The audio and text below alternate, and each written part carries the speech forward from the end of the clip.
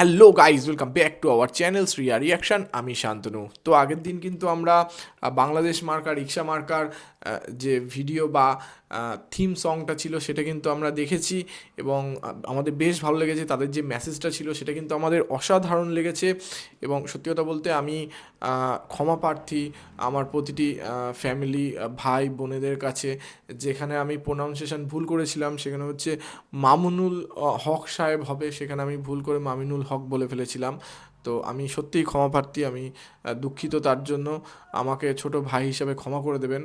তো আজকে যে ভিডিওটা দেখব সেটা হচ্ছে পাত্তা পাচ্ছে না ববি হাজ্জাজ, যে 6টি কারণে জিতবে মামুনুল হক সাহেব। তো চলো দেখা যাক এই ভিডিওর মাধ্যমে, এই প্রতিবেদনের মাধ্যমে কী সেই 6টি কারণ যেটার জন্য অ্যাকচুয়ালি ববি হাজ্জাজ পাত্তা পাচ্ছে না আমাদের মামুনুল হক সাহেবের কাছে। তো চলো শুরু করা যাক, স্টার্ট। ভোটের উত্তেজনায় টালমাটাল দেশ। এর মধ্যে হাতে গোনা যে কয়েকজন প্রার্থীকে নিয়ে মানুষের মধ্যে তুমুল আগ্রহ, তার মধ্যে অন্যতম একজন মাওলানা মামুনুল হক।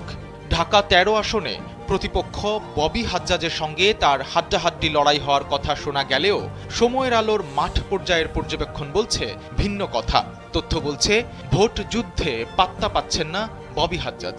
অন্তত 6টি কারণে বেশ সহজেই জিততে যাচ্ছেন মাওলানা মামুনুল হক। মোহাম্মদপুর, আদাবর ও শেরেবাংলা নগরের একাংশ নিয়ে ঢাকা 13 আসন।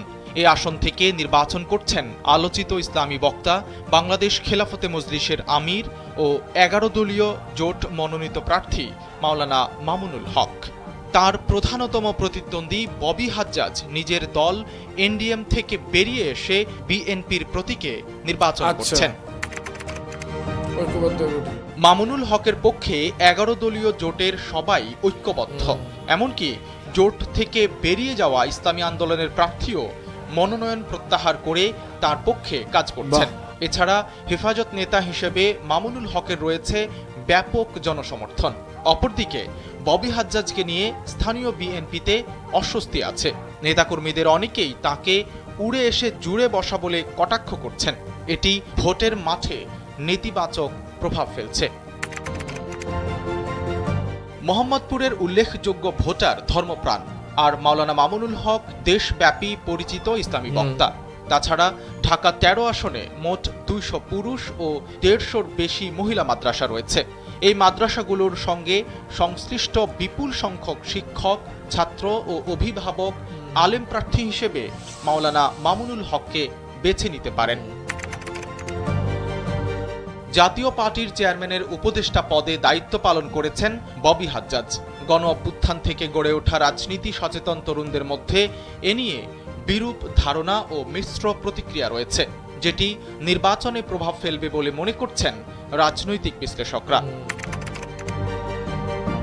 মামুনুল হক জেল জুলুম ও নির্যাতন সহ্য করে রাজনীতির মাঠে পোড় খাওয়া নেতা। ফ্যাসিবাদের শাসনামলে তিনি ছিলেন সোচ্চার কণ্ঠ। ফলে বারবার শাসক গোষ্ঠীর রোষানলে পড়া মামুনুল হকের প্রতি রয়েছে সাধারণ মানুষের বিশেষ সহানুভূতি। কিন্তু তার প্রতিপক্ষ প্রার্থীদের কারোই এরকম রেকর্ড নেই বললেই চলে। মোহাম্মদপুরে বিহারীদের ভোট আগামী নির্বাচনে বড় ফ্যাক্টর। মাঠ পর্যায়ের নানা সমীকরণ বলছে বিহারীদের ভোট ব্যাংক মামুনুল হকের রিকশা প্রতীকের পক্ষে যাওয়ার সম্ভাবনাই অনেক বেশি। মামুনুল হক দেশের সুপরিচিত ও ঐতিহ্যবাহী একটি পরিবারের সন্তান। তার বাবা শাইখুল হাদিস আল্লামা আজিজুল হক বাংলা ভাষায় বুখারীর প্রথম অনুবাদক ও একজন বিশ্ববিখ্যাত আলেম। তিনি ছিলেন 4 দলীয় ঐক্যজোটের অন্যতম শীর্ষ নেতা। অপরদিকে মামুনুল হকের বড় ভাই মাওলানা মাহফুজুল হক কওমি মাদ্রাসা শিক্ষা বোর্ড বেফাকের মহাসচিব। মোহাম্মদপুরস্থ মাদ্রাসাগুলোর সমন্বিত স্থানীয় বোর্ডের সভাপতিও তিনি। ফলে পারিবারিক ও সাংগঠনিক পরিচয়ও তাকে জয়ের পথে এগিয়ে রাখবে বলে ধারণা সংশ্লিষ্টদের।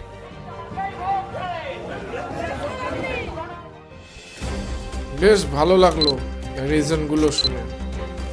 তো সত্যি মামুনুল হক সাহেবের যে 6টি কারণের জন্য উনি এগিয়ে আছেন সে জিনিসগুলো দেখলাম এবং প্রতিটা কারণ আমার ভ্যালিড বলে মনে হলো এবং সত্যি কথা উনি অনেক দিন ধরে মানুষের সেবা করে যাচ্ছেন বা রাজনীতির সাথে জড়িত বা যুক্ত বলা চলে।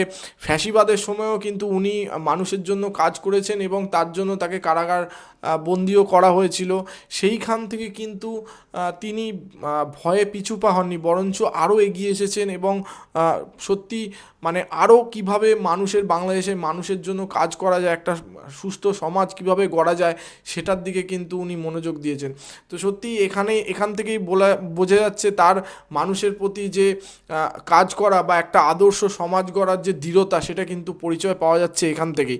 আরও একটা জিনিস কিন্তু তার যে ফ্যামিলি ব্যাকগ্রাউন্ডটা আমরা এখানে দেখলাম, প্রচুর এডুকেটেড ফ্যামিলির থেকে উনি বিলং করেন। তো সত্যি কথা ওনার যে পার্সোনালিটি, সেই পার্সোনালিটি কিন্তু যে একটা এডুকেটেড পার্সনের পার্সোনালিটি, সেটা কিন্তু ওনার যে বিহেভিয়ার বা ওনার যে অ্যাটিটিউড বা বডি ল্যাঙ্গুয়েজ থেকেই কিন্তু বোঝা যায় সেটা। এবং আরও একটা জিনিস বলতেই হচ্ছে, আমি যতদূর ওনার যে ওয়াচগুলো আছে আমি দেখেছি, তো সেখান থেকে আমার মনে হয়েছে উনি as a person owner vision প্রচুর ক্লিয়ার, যে উনি ভবিষ্যতে কি করতে চান এবং ভবিষ্যতে বাংলাদেশকে কোথায় দেখতে চান এবং কিভাবে তিনি একটা স্বচ্ছ সমাজ গড়বেন। স্বচ্ছ সমাজ গড়ার যে ওনার ভিশনটা না বা মিশনটা প্রচুর ক্লিয়ার। সত্যি এই রিজনগুলোর জন্য আমার মনে হয় মামুনুল হক সাহেব একজন পারফেক্ট ক্যান্ডিডেট তার আসনের জন্য। তো এই নিয়ে তোমাদের কি মতামত আছে অবশ্যই আমার কমেন্ট বক্সে লিখে জানাতে ভুলবে না। আর আমার ভিডিও যদি ভালো লেগে থাকে তাহলে লাইক করে দেবে, শেয়ার করে দেবে এবং আমাদের চ্যানেলটি সাবস্ক্রাইব করে আমাদের পাশে থাকবে, যাতে এমন নতুন নতুন ভিডিও তোমাদের সাথে দেখতে পারি। তো দেখা হচ্ছে নেক্সট ভিডিওতে। Thank you.